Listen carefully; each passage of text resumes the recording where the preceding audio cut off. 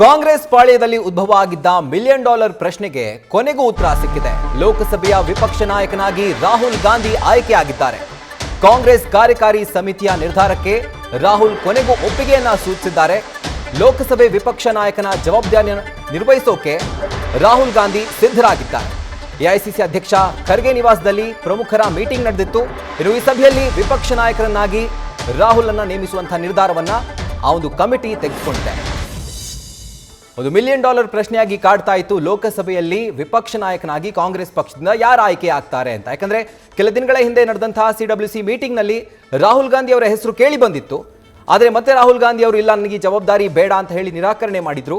ನಾವು ಒಪ್ಪಿಸ್ತೀವಿ ಅಂತ KC ವೇಣುಗೋಪಾಲ್ ಹೇಳಿದ್ರು. ಆದರೆ ಇವತ್ತು ಅಧಿಕೃತವಾಗಿ ಕಾಂಗ್ರೆಸ್ ಕಾರ್ಯಕಾರಿ ಸಮಿತಿಯ ಒಂದು ಸಭೆ ಬಳಿಕ ರಾಹುಲ್ ಗಾಂಧಿ ಅವರ ಹೆಸರು ಫೈನಲ್ ಆಗಿದೆ. ಹಾಗೂ ಲೋಕಸಭೆಯ ವಿಪಕ್ಷ ನಾಯಕರಾಗಿ ಇಂಡಿಯಾ ಮೈತ್ರಿಕೂಟವನ್ನ ರಾಹುಲ್ ಗಾಂಧಿ ಮುನ್ನಡೆಸಲಿದ್ದಾರೆ.